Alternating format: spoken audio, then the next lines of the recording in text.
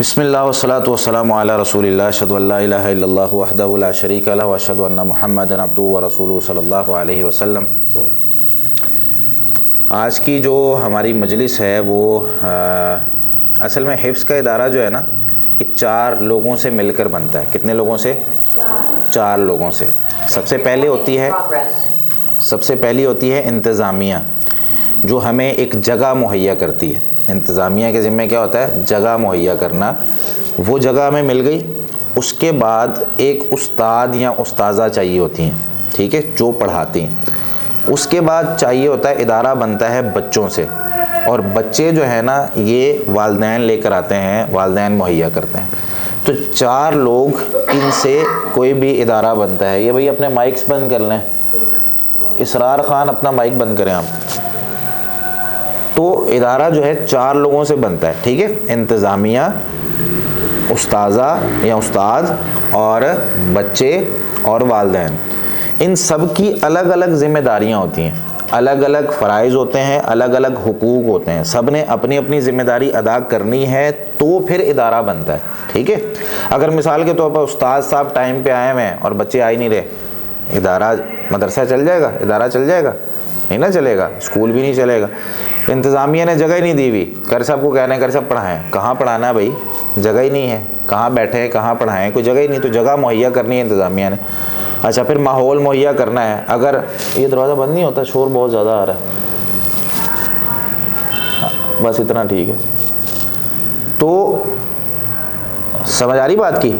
اچھا، اب بچے ہیں وقت پہ نہیں آ رہے، یا بچے توجہ ہی نہیں دے رہے، یا بچے آ رہے ہیں لیکن والدین ہیں وہ اپنی طرف سے پوری کوشش نہیں کر رہے کہ بچوں کو بھیجیں یا بچوں کو تیار کریں۔ بچے کا بڑا شوق ہے کہ میں حفظ کروں، لیکن والدین جو ہے وہ اتنی توجہ نہیں دے رہے، ٹھیک ہے، مدرسے بھیج دیا یا اسکول کالج یا جہاں پہ بھی وہ پڑھنا چاہتا ہے بھیج دیا، لیکن وہ خود ہی اٹھتا ہے، خود ہی محنت کرتا ہے، خود ہی جاتا ہے، واپس آ کے کوئی رپورٹ نہیں ہے، کوئی اس سے پوچھنا نہیں ہے، کوئی اس کو موٹیویٹ نہیں کرنا۔ تو یہ ساری چیزیں، اچھا یہ 4 چیزیں میں نے کیوں بتائی ہیں؟ کیونکہ اگلی جو میں بات کرنے لگا ہوں، آج کی بات میری زیادہ تر والدین کے ساتھ ریلیٹ تھی، ٹھیک ہے، والدین کے ساتھ، اور تھوڑی سی بات جو ہے وہ بچوں کے ساتھ ہوگی۔ یہ انشاءاللہ مجالس ہماری ہم کوشش کریں گے کہ یہ جاری رہیں، اور اس میں جو باقی چیزیں ہیں ساری وہ بھی ہم ایڈ کرتے جائیں گے، اور ساری چیزیں سب کی جو جذمہ داریاں اور حقوق ہیں وہ سب ادا کریں، تو اس سے انشاءاللہ ایک اچھا ایک ادارہ بن جاتا ہے۔ تو آج زیادہ تر بات والدین کے حوالے سے، اس سے پہلے میں حفظ کرنے کی تھوڑی سی فضیلت کے حوالے سے چند حدیثیں میں بیان کر دوں، تاکہ ہمیں پتہ چل جائے کہ ہم کوئی ایرا غیرہ کام نہیں کر رہے، بلکہ سب سے فضیلت والا کام کر رہے ہیں۔ ایک جملہ یاد رکھیں، ہر بندے پہ حفظ کرنا ضروری ہے، ہر بندے کے لیے حفظ کرنا ضروری ہے۔ اس لفظ کو یاد کر لیں۔ کتنا ضروری ہے اب یہ اس نے ڈیسائیڈ کرنا ہے۔ اگر تو وہ مثال کے طور پر نماز فرض ہے نا ہم پہ، نماز میں قرآن کریم پڑھنا ہے کہ نہیں پڑھنا؟ سورہ فاتحہ پڑھنی ہے، کوئی نہ کوئی سورت پڑھنی ہے۔ تو جب نماز فرض ہے تو قرآن حفظ کرنا فرض ہے۔ اب کتنا فرض ہے؟ جتنے سے میری نماز ہو جاتی ہے، اتنا تو سب پہ فرض ہے نا۔ وہ چاہے چھوٹا بچہ ہے، چاہے بڑا ہے، چاہے وہ کوئی بھی ہے، والدہ ہے، والد ہے، کوئی بھی ہے، اس پہ حفظ کرنا فرض ہے، اتنا جتنا وہ نماز میں پڑھ سکتا ہے۔ اب آگے وہ دیکھے کہ وہ کیا بننا چاہتا ہے۔ اگر تو وہ چاہتا ہے کہ وہ اللہ کے قریب ہو، اگر تو وہ چاہتا ہے کہ وہ لوگوں کو مسائل بتائے، اگر وہ چاہتا ہے وہ اپنی اور اپنے گھر والوں کی اصلاح کرے، اگر وہ اس پر عمل کرنا چاہتا ہے، تو جس قدر اس کو قرآن کی زیادہ ضرورت ہے وہ اس قدر اس کو بڑھاتا جائے اور حفظ کرتا جائے۔ ٹھیک ہو گیا؟ اس کی فضیلت میں چند حدیثیں بتاتا ہوں۔ پہلی حدیث، نبی کریم صلی اللہ علیہ وسلم نے نا ارشاد فرمایا، صحیح مسلم میں 673 نمبر روایت ہے، اس میں آپ صلی اللہ علیہ وسلم نے ارشاد فرمایا، یؤم القوم اقرؤہم لکتاب اللہ۔ آپ صلی اللہ علیہ وسلم نے فرمایا کہ اگر قوم کی امامت کروانی پڑ جائے نا، کسی جگہ پہ لوگ کھڑے ہوئے ہیں اور کسی کو امام بنانا پڑ جائے وہاں پہ، تو نماز کون پڑھائے گا؟ جس کو سب سے زیادہ قرآن یاد ہے، جس کو سب سے زیادہ قرآن یاد ہے، اور جس کو قرآن یاد ہے وہ امامت کروائے۔ دوسری حدیث میں آتا ہے، میں صرف اترے ٹکڑے پڑھوں گا حدیث کے، جس سے ہمارے یہ موضوع کے متعلق حدیث لمبی ہے، اس میں اور بھی کافی ساری چیزیں ہیں۔ اچھا، اس کے بعد ایک حدیث آتی ہے جس میں نبی کریم صلی اللہ علیہ وسلم نے ارشاد فرمایا، یہ حدیث صحیح بخاری میں 660 نمبر پر موجود ہے۔ سیدنا عبداللہ بن عمر رضی اللہ عنہ فرماتے ہیں کہ شروع میں جو مہاجرین تھے نا، وہ قباء کے قریب ایک جگہ پر آئے تو وہاں پر ان کے ایک آزاد کردہ غلام تھے.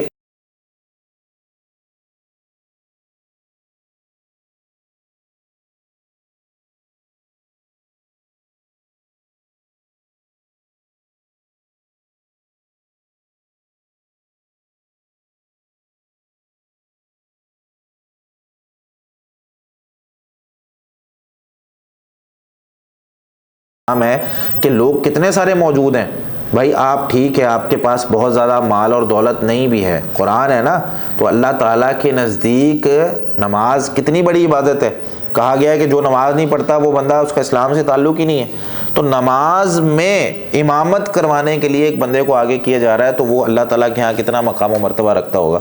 دوسری فضیلت اس کی یہ ہے, نبی کریم صلی اللہ علیہ وسلم کے کچھ صحابہ کرام جب غزوہ احد میں شہید ہو گئے, یہ حدیث جو ہے صحیح بخاری میں 1278 نمبر پر موجود ہے. سیدنا جابر بن عبداللہ رضی اللہ تعالیٰ فرماتے ہیں جب نبی صلی اللہ علیہ وسلم کے صحابہ کرام غزوہ احد میں شہید ہو گئے تو نبی صلی اللہ علیہ وسلم نے احد کے جو شہداء تھے, کپڑوں کی نا کمی تھی, کفن اس وقت نہیں تھے بہت زیادہ, تو کیا ہوا ان کفن کو نبی صلی اللہ علیہ وسلم نے ایک ایک کفن میں دو صحابہ کرام کو دفنایا, اس میں کفنایا, اور اس کے بعد آپ صلی اللہ علیہ وسلم پوچھنے لگے ایہم اکثر اخذا للقرآن, ان دونوں میں سے قرآن کس کو زیادہ یاد ہے. دفناتے ہوئے نبی صلی اللہ علیہ وسلم ان کو مقدم کر رہے ہیں جن کو قرآن زیادہ یاد ہے, کہ اللہ سے پہلے ملاقات کرے گا, اللہ تعالیٰ کے قریب ہوگا, اور اس کو عزت دی جا رہی ہے. یہاں پہ کیا ہوتا ہے, آگے کون بیٹھتا ہے, وی آئی پیز بیٹھتے ہیں نا آگے, کسی بھی مجلس میں آگے بٹھانا ہے بھائی, یہ وہ بندے ہیں جن کو فرنٹ سیٹ مل رہی ہے. جہاز میں آپ دیکھ لیں تب بھی ہے, بس میں آپ دیکھ لیں تب بھی ہے, آپ کسی پروگرام میں ہال میں چلے جائیں, کسی جو ہے ایونٹ میں چلے جائیں, وہاں پر بھی کیا ہے, وی آئی پیز کو آگے بٹھایا جاتا ہے. تو یہاں پر نبی صلی اللہ علیہ وسلم کے نزدیک اور اللہ کے نزدیک وی آئی پی کون تھا, اس کو قرآن زیادہ یاد ہے, جو حافظ ہے یا حافظہ ہے. اسی طریقے سے ایک حدیث آتی ہے, نبی کریم صلی اللہ علیہ وسلم کے ایک صحابی ہیں عامر بن واصلہ, یہ بیان کرتے ہیں کہ نافع بن حارث, ان کو نا سیدنا عمر رضی اللہ تعالیٰ عنہ نے مکہ کا امیر بنایا تھا. ان کو کہا کہ آپ نے نا مکہ میں وہاں پہ اس کے نظام کو چلانا ہے. نبی کریم صلی اللہ علیہ وسلم دنیا سے رخصت ہو چکے تھے. اچھا, تو یہ نا نبی کریم, یہ سیدنا عمر رضی اللہ تعالیٰ عنہ سے ان کی ملاقات ہو گئی عصفان نامی جگہ پہ. سیدنا عمر رضی اللہ تعالیٰ عنہ پوچھنے لگے, ہاں بھائی پیچھے مکہ میں کس کو حکمران بنا کے آئے ہو؟ کہنے لگے ابن ابزہ کو. کس کو؟ ابن ابزہ کو. تو کہنے لگے ابن ابزہ کون ہے, میں جانتا نہیں ہوں. ومن ابن ابزہ, ابن ابزہ کون ہے؟ تو کہنے لگے مولم من موالینا, ہمارے آزاد کردہ غلاموں میں سے نا ایک غلام ہے. سٹیٹس کیا ہے دنیاوی طور پہ؟ غلام ہے, سب سے نیچے ہوتا ہے غلام, ٹھیک ہے, غلام ہے. تو سوالیہ انداز میں انہوں نے تھوڑا سا عجیب سا ایک سوال کیا. کہنے لگے فاستخلفت علیہم مولا, بڑے بڑے صحابہ کرام موجود ہیں وہاں پہ, آپ ایک غلام کو ان کے اوپر جو ہے وہ عامل بنا کے آ گئے ہیں کہ ان کی نگرانی کرنی ہے, ان کے معاملات چلانے کے لیے ایک غلام اب ان کو ہیڈ کرے گا, ایک غلام جو ہے وہ نظام کو چلائے گا. تو انہوں نے کیا جواب دیا؟ کہنے لگے انہ قارئ لکتاب اللہ, وہ اللہ کی کتاب پڑھتا ہے. کیا کرتا ہے؟ اللہ کی کتاب پڑھتا ہے, قاری ہے قرآن کا, اور اس کو مسائل حل کرنے آتے ہیں. انہ عالم بالفرائض, اور اس کو فرائض کا علم ہے, اس کو پتہ ہے کہ وراثت کیسے تقسیم کرنی ہے, اس کو فقہ بھی آتی ہے, ٹھیک ہے, قرآن کا قاری بھی ہے اور عالم بھی ہے, اس لیے میں نے اس کو وہاں پہ بٹھایا ہے. تو سیدنا عمر رضی اللہ تعالیٰ عنہ کا غصہ فوراً ٹھنڈا ہو گیا اور فرمانے لگے ان نبیکم صلی اللہ علیہ وسلم قال, کہ تمہارے نبی صلی اللہ علیہ وسلم نے یہ بات ارشاد فرمائی تھی, ان اللہ یرفع بہذا الکتاب اقواما ویضع بآخرین, کہ بے شک اللہ تعالیٰ نے اس کتاب کے ذریعے اللہ تعالیٰ کئی قوموں کو, کئی لوگوں کو جو اس کو پڑھ رہے ہوتے ہیں نا, جن کا ان کے ساتھ تعلق ہوتا ہے, اس کو اللہ تعالیٰ بلند کر دیتا ہے, ویضع بآخرین, اور جس کو چھوڑ دیتے ہیں وہ پستی میں چلے جاتے ہیں. آج ہم عروج پر ہیں کہ پستیوں میں ہیں؟ پستیوں میں. اس کا سبب کیا ہے کہ ہم نے قرآن کو چھوڑ دیا. ہمارے پاس اپنا قانون تھا, ہمارے پاس اپنا کلچر اور ثقافت ہے, قرآن ہمیں سکھاتا ہے جینا کیسے. ہمارے اسلام میں سب کچھ موجود ہے, سونا جاگنا, کھانا پینا, شادی بیاہ, سب کچھ موجود ہے, لیکن ہم کہاں سے لے رہے ہیں؟ ہمارے پاس نہیں ہے. ہم نے لینا ہے جی لباس کہاں سے لینا ہے؟ باہر سے. ہم نے جو ہے نا سونے کا طریقہ کہاں سے لینا ہے جی؟ باہر سے, ٹھیک ہے. نبی کریم صلی اللہ علیہ وسلم کی نیند کا اگر ہم اندازہ لگا لیں نا, کتنی نیند ہوتی تھی. آپ صلی اللہ علیہ وسلم دن میں تھوڑا سا سوتے تھے, 15 سے 20 منٹ لگا لیں, آدھا گھنٹہ لگا لیں. اور رات کو آپ صلی اللہ علیہ وسلم تہجدیں بھی پڑھ رہے ہیں, سورہ بقرہ بھی پڑھی, آل عمران بھی پڑھی, نساء بھی پڑھ لی, اتنی لمبی تہجد بھی, اور سو بھی گئے. ٹھیک ہے. اور آپ صلی اللہ علیہ وسلم نے فرمایا صبح کا وقت جو ہے وہ برکت والا ہوتا ہے. مسلمانوں کا یہ نا طریقہ ہوتا تھا, ہمیشہ مسلمان سب سے پہلے اٹھتے تھے. تہجد مسلمان پڑھ رہے ہیں, فجر کی نماز مسلمان پڑھ رہے ہیں. آج مسلمان سو رہے ہیں جی, لاہور کتنے بجے کھلے گا؟ 10 بجے. لاہور کتنے بجے کھلے گا؟ 10. او بھائی 8 بجے کدھر آ گئے ہو آپ؟ سوال ہو رہا ہوتا ہے بھائی, صبح صبح کام شروع کریں, صبح صبح اپنے گھر کے کام کریں, صبح صبح یاد کرنا شروع کریں, ذہن فریش ہوتا ہے. یہ سارے مسلمانوں کا طریقہ تھا. آج مسلمانوں کی گلیوں کی صفائی کرنے والے لوگ پہلے اٹھ رہے ہوتے ہیں. ٹھیک ہے. اور مسلمان سوئے ہوئے ہیں جی, یہ 10 بجے اٹھیں گے. تو سب کچھ ہم نے اپنا جو قانون اور کلچر اور ثقافت جو قرآن کی شکل میں ہمیں دیا گیا, ہم نے اس کو چھوڑ دیا.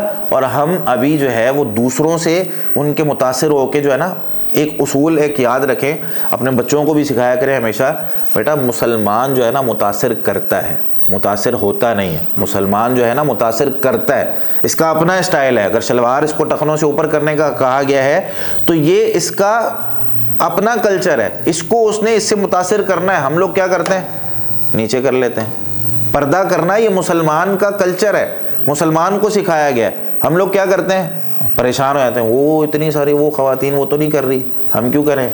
ٹھیک ہے. تو ہمارے پاس جب اپنا کلچر اور ثقافت اور سب کچھ موجود ہے, ہم لوگ وہاں کیوں جا رہے ہیں؟ کیونکہ ہم نے پڑھا نہیں, ہمیں اس کی اہمیت کا اندازہ نہیں ہے. اور جن لوگوں نے اندازہ کیا, نبی صلی اللہ علیہ وسلم نے ارشاد فرمایا کہ 1 مہینے کی مسافت پہ میں ہوتا ہوں نا, تو اگر یہاں سے میں چلتا ہوں اور یہاں سے کافر ملک تک پہنچنے میں 1 مہینے کا سفر ابھی باقی ہے, کافر وہاں پہ کانپ جاتا ہے مسلمان آ رہے ہیں. اور آج کافر ساتھ سامنے بیٹھا ہو, اور یہ بھی میرے جیسے ہی ہے, جھوٹ بھی بولتا ہے, قسمیں اٹھا کے مال بھی بیچ رہا ہوتا ہے, یہ جو ہے نا اس کے معاملات ایسے ہی ہیں, اس کو ابھی ہلکا سا اس کو کروں گا یہ ڈر جائے گا.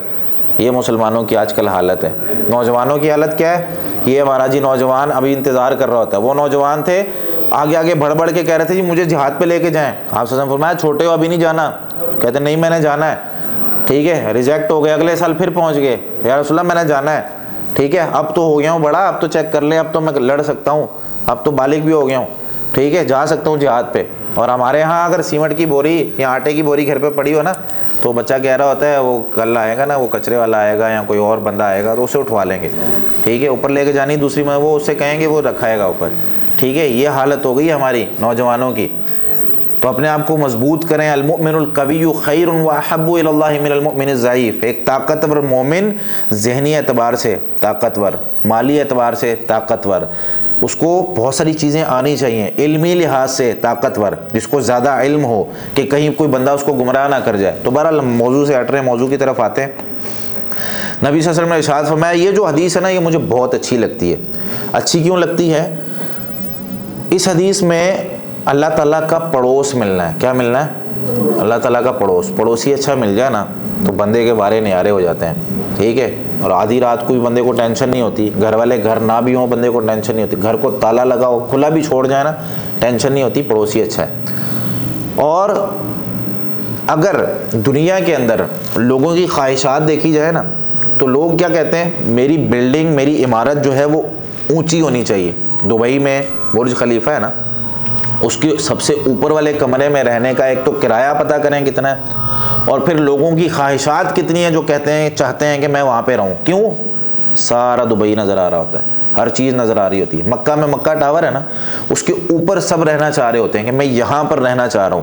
ٹھیک ہے, کیوں؟ مکہ میں لوگ طواف کرتے ہوئے نظر آ رہے ہیں, ادھر ادھر کا ماحول نظر آ رہا ہے, بڑا ایک زبردست وہاں پہ نا ایک ماحول بن جاتا ہے. یہی کیفیت جنت میں ہوگی. اوپر والا فلیٹ چاہیے نا تو اس کے لیے کیا کرنا ہے؟ قرآن یاد کرنا پڑے گا. نبی صلی اللہ علیہ وسلم نے ارشاد فرمایا, جامع ترمذی میں روایت ہے 2914 نمبر, اور سنن ابو داؤد میں 1464 نمبر روایت ہے.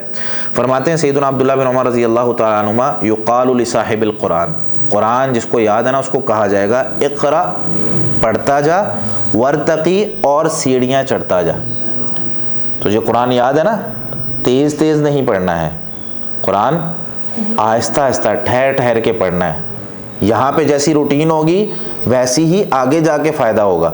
آہستہ آہستہ پڑھیں گے اوپر والی منزل میں لے گی. اقرا ورتقی ورتل کما ترتل فی الدنیا, پڑھتا جا جنت میں اسٹیپس اوپر چڑھتا جا اور ایسے پڑھ جیسے دنیا میں ترتیل کے ساتھ بڑی اچھی آواز سے پڑھتا تھا. فإن منزلتک عند آخر آیۃ تقرأ بها, تیرا گھر وہاں ہوگا جہاں تیری آخری آیت ختم ہوگی. جنت میں اوپر چاہیے جگہ اللہ کے قریب, تو کیا کرنا پڑے گا؟ قرآن یاد کرنا پڑے گا. تو کیسی زبردست حدیث ہے کہ اگر اوپر کی منزل چاہیے, ٹاپ فلور چاہیے, تو کیا کرنا پڑے گا؟ قرآن زیادہ یاد کرنا پڑے گا. اچھا, یہ تو تھے دنیاوی اس کے فوائد اور جنت کے آخرت کا ایک فائدہ میں نے ذکر کیا. آخرت میں نا ایک اور فائدہ ہوگا. وہ فائدہ یہ ہے کہ حافظ قرآن کو نا فرشتوں کے ساتھ اکٹھا کیا جائے گا. اس کی دلیل میں ابھی پوری حدیث نہیں سنا رہا, صرف ایک لفظ آپ کو بتا دیا کہ حافظ قرآن کو فرشتوں کے ساتھ اکٹھا کیا جائے گا. صحیح بخاری میں 4653 نمبر روایت ہے. اچھا, ایک آخری روایت سنا کے پھر میں والدین کی طرف آتا ہوں. حافظ قرآن کو ایک تاج پہنایا جائے گا. نبی صلی اللہ علیہ وسلم نے ارشاد فرمایا یجیء القرآن یوم القیامہ, قیامت کے دن نا قرآن خود آئے گا. قرآن آ کر کہے گا فیقول, قرآن کہے گا یا ربی حلی, اے اللہ یہ حافظ قرآن ہے, اس کو کوئی خاص لباس تو پہنائے, پروٹوکول دینا ہے, اس کا خاص ایک جو ہے نا لباس ہونا چاہیے. تو اللہ تعالیٰ فرمائے اس کو جو ہے نا فرشتے سیدنا ابو ہریرہ رضی اللہ عنہ فرماتے ہیں نبی کریم صلی اللہ علیہ وسلم نے ارشاد فرمایا فیلبس التاج الکرامہ, اس کو نا عزت کا ایک تاج پہنایا جائے گا. ٹھیک ہے. اچھا, تاج پہن کے بندہ جو ہے وہ ابھی چلنے لگا ہے تو قرآن کہے گا صرف تاج نہیں, اس کو لباس بھی پہنانا ہے. ضد ہو, اس کو اور زیادہ پروٹوکول دیا جائے.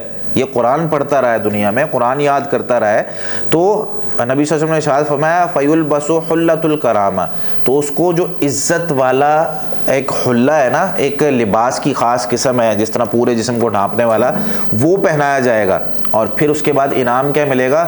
ثم یقول, پھر قرآن کہے گا یا ربی ارضا عنہ, اس سے راضی ہو جا, یہ تیرے لیے قرآن کو پڑھتا رہا ہے, قرآن کریم یاد کرتا رہا ہے, یہ حفظ کرتا تھا, یہ قرآن کریم کو وقت دیتا تھا.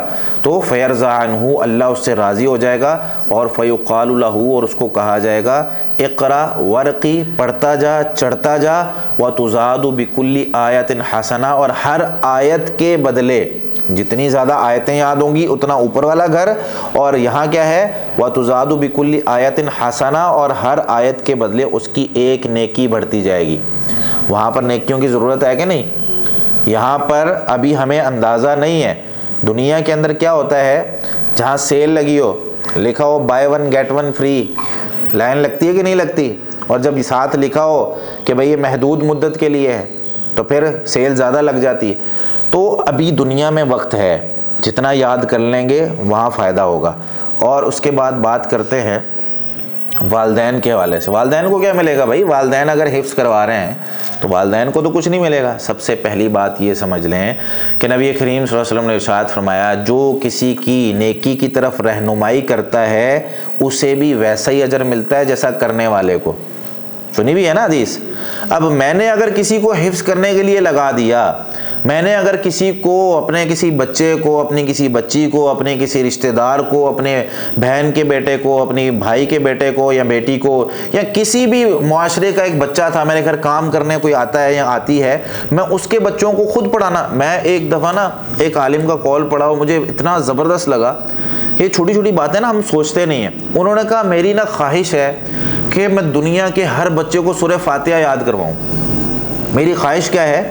میں دنیا کے ہر بچے کو سورہ فاتحہ یاد کرواؤں. پوچھنے والے نے پوچھا بھائی کیوں؟ سورہ فاتحہ میں ایسا کیا ہے؟ کہنے لگا سورہ فاتحہ ایک ایسی دعا ہے اور ایک ایسی صورت ہے جو بچہ بڑا ہو کے, بچپن سے شروع ہو جائے گا, بڑا ہو کے وہ نماز میں سورہ فاتحہ پڑھے گا. ہر نماز کی اگر رکھتے ہیں گنے, آپ ظہر کی نماز کی رکھتے ہیں گن لیں, فجر کی رکھتے ہیں گن لیں, مثال کے طور پر 2 سنتیں 2 فرض, 4 رکعتوں میں پڑھی اس نے سورہ فاتحہ. ظہر کی نماز کی 4 سنتیں 4 فرض 2 سنتیں 10 رکعتوں میں پڑھی اس نے سورہ فاتحہ.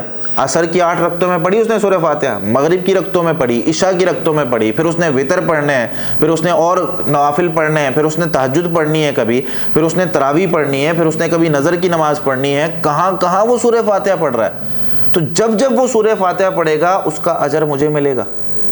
کتنا بڑا ایک چھوٹی سی سوچ ہے نا, ہمیں لگ رہا ہے کہ یار یہ چھوٹا سا ایک صدقہ جاریہ ہے, اور اگر وہ جس کو میں نے سکھایا ہے وہ کسی کو آگے سکھا دے, وہ کسی کو آگے بتا دے, کسی کو آگے پڑھا دے, تو کتنا بڑا صدقہ جاریہ ہے. یہ کبھی ختم نہ ہونے والا صدقہ جاریہ ہے. تعلیم کسی کو کبھی بھی ختم نہیں ہوتا. میں نے اب دیکھیں نا, آپ لوگ مثال کے طور پر یہاں پہ اگر 50 لوگ بیٹھے ہیں یا 100 لوگ بیٹھے ہیں, تو آپ لوگوں کو میں نے ایک بات بتائی, آپ لوگوں میں سے 2-4 لوگ تو آگے جا کے کریں گے نا, لوگوں کو سمجھائیں گے نا, تو اس سے کیا ہوگا, میرا صدقہ جاریہ بڑھتا جا رہا ہے, بڑھتا جا رہا ہے, بڑھتا جا رہا ہے. اگر میں اخلاص کے ساتھ اللہ کے لیے کام کر رہا ہوں تو میرا صدقہ جاریہ بڑھتا جا رہا ہے, اور ایک وقت آئے گا کہ میں قبر میں ہوں گا لیکن میرے اجر کی لسٹ چلتی جا رہی ہے. کیوں؟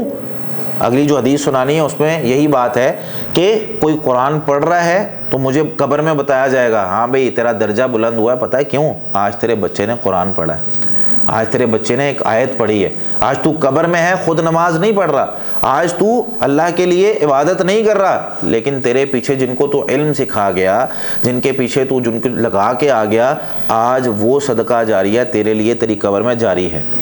تو حدیث میں کیا آتا ہے, مسند احمد میں 15645 نمبر روایت ہے, مسند احمد الرسالہ کے اندر یہ نمبر ہے, اور سنن ابو داؤد میں 1241 نمبر ہے. سیدنا معاذ بن انس الجہنی رضی اللہ تعالیٰ فرماتے ہیں کہ نبی کریم صلی اللہ علیہ وسلم نے ارشاد فرمایا, من قرأ القرآن, جس نے قرآن کو پڑھا, وعمل بما فیہ, اور جو اس میں ہے اس پر عمل کیا, البس والداہ تاجا یوم القیامہ, اس کے والدین کو قیامت کے دن ایک تاج پہنایا جائے گا. ایک خاص تاج ہے.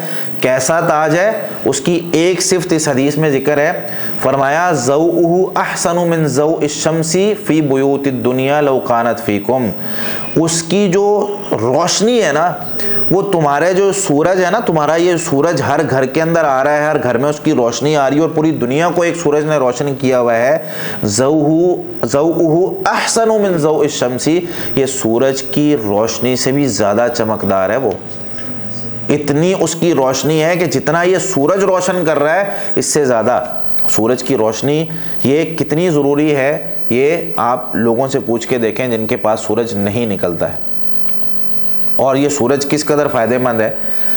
یہاں نبی صلی اللہ علیہ وسلم نے سورج کے ساتھ اس کو تشبیہ دے دی اور فرمایا, فما ظنکم بالذی عمل بہذا, کیا خیال ہے تمہارا اس حافظ کے بارے میں جو خود عمل کر رہا ہے. یہ تو والدین کو وہ تاج پہنا دیا گیا نا, جو سب سے اچھا تاج ہے. جو خود قرآن حفظ کر رہا ہے اس کو کتنا اجر ملنا ہے. ایک دفعہ میں پڑھ رہا تھا فجر کی 2 سنتوں کے بارے میں, آپ نے وہ پڑھا ہے, حدیث پڑھی ہے نا, کہ فجر کی 2 سنتیں آپ صلی اللہ علیہ وسلم نے ارشاد فرمایا دنیا و ما فیہا سے مجھے بہتر لگتی ہیں.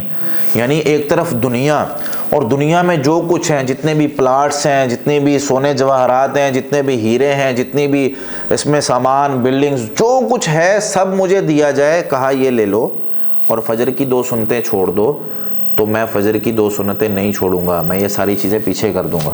دنیا و مافیا سے بہتر کا یہ مطلب ہے, کوئی دنیا آ کر دے کہ یہ لو, میں کہوں گا فجر کی سنتیں پڑھنی ہے مجھے, وہ نہیں چھوڑنی. تو وہاں پر ایک عالم دین نے ایک بڑی زبردست بات کہی, انہوں نے کہا یہ ہیں فجر کی 2 سنتیں جن کا یہ اجر ہے, سوچے فرض کا کیا اجر ہوگا. سوچے کہ دنیا مل رہی ہے پوری اور اس کے اندر سب کچھ مل رہا ہے, تو نبی صلی اللہ علیہ وسلم نے اس کو لینے سے انکار کر دیا. فجر کے فرضوں کا کیا اجر ہوگا, جس میں ہم کئی دفعہ سستی کر جاتے ہیں, چھوڑ دیتے ہیں, نہیں پڑھ پاتے, ٹھیک ہے, تو نماز کبھی نہیں چھوڑنے. دوسری حدیث, اچھا یہ حدیث نا مسند احمد کے محققین نے اس کو حسن قرار دیا. یہ حکم میں ساتھ ساتھ اس لیے بتا رہا ہوں کہ کئی دفعہ ہمارے معاشرے میں نا علم, لوگ کہتے ہیں جی یہ حدیث ضعیف ہے یا فلاں ہے. میں کوشش کر رہا ہوں کہ ساری صحیح حدیثیں آپ کو بیان کروں جس میں کوئی کسی قسم کا کوئی مسئلہ نہ ہو. دوسری حدیث مسند احمد میں ہے 22950 نمبر. سیدنا بریدہ الاسلمی رضی اللہ تعالیٰ عنہ بیان کرتے ہیں نبی کریم صلی اللہ علیہ وسلم سے, یوضع علی رأسہ تاج الوقار, حافظ قرآن کے سر پر ایک عزت والا, وقار والا ایک تاج رکھا جائے گا, اس کو تاج الوقار کہا جاتا ہے.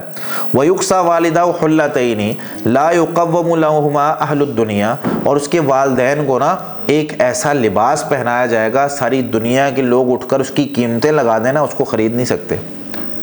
کتنے پیسے ہیں دنیا والوں کے پاس, اربوں خربوں روپے ہیں, اس سے زیادہ ہی ہوں گے, ٹھیک ہے. ساری دنیا اٹھا کے اپنی سب کچھ بیچ کے اس کو خریدنا چاہے اس کو خرید نہیں سکتی، وہ والدین کو لباس پہنایا جائے گا.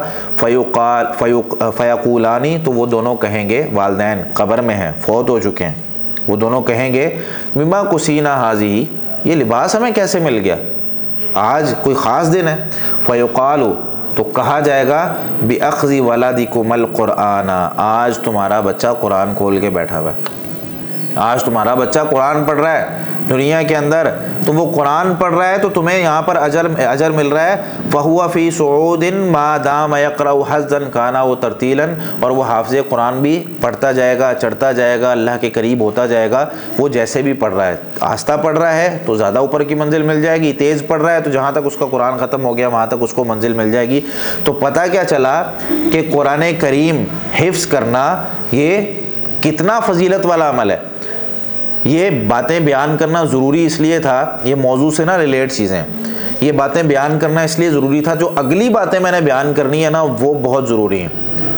قرآن کریم اتنی فضیلت والا عمل، قرآن کریم اللہ تعالیٰ کی ایسی کتاب کہ جس کے ذریعے دنیا میں بھی عزتیں، آخرت میں بھی عزتیں، قرآن کریم سفارش کر رہا ہے، سب کچھ مل رہا ہے. اب یہ قرآن کریم ہم جب پڑھ رہے ہیں تو پڑھتے ہوئے کیا ہمیں عام دنیا کی طرح ہونا چاہیے کہ الگ ہونا چاہیے، تھوڑا سا اہتمام زیادہ کرنا چاہیے کہ کم کرنا چاہیے، گناہوں سے زیادہ دور رہنا چاہیے کہ کم رہنا چاہیے، اپنے آپ کو زیادہ پھر فوکس کرنا چاہیے کہ کم کرنا چاہیے؟ زیادہ کرنا چاہیے نا. تو جتنی فضیلت والا عمل ہے، کہتے ہیں کہ جو منزل ہوتی ہے نا، منزل وہ تعین کرتی ہے کہ رستہ جو ہے اس پر کتنی محنت چاہیے، رستے پر محنت کتنی چاہیے، یہ منزل دیکھ کر پتہ چلتا ہے. یہاں سے مثال کے طور پر میں نے سامنے والی دکان پہ جانا ہو تو مجھے کوئی تیاری کرنے کی ضرورت نہیں ہے، میں یہاں سے نکلوں گا اور باہر والی دکان پہ چلا جاؤں گا. ٹھیک ہے، میں خاتون ہوں تو میں زیادہ زیادہ دوپٹہ لے لوں گا اور دوپٹہ لے کے میں اس کو لپیٹ کے چلی جاؤں گی میں وہاں پہ.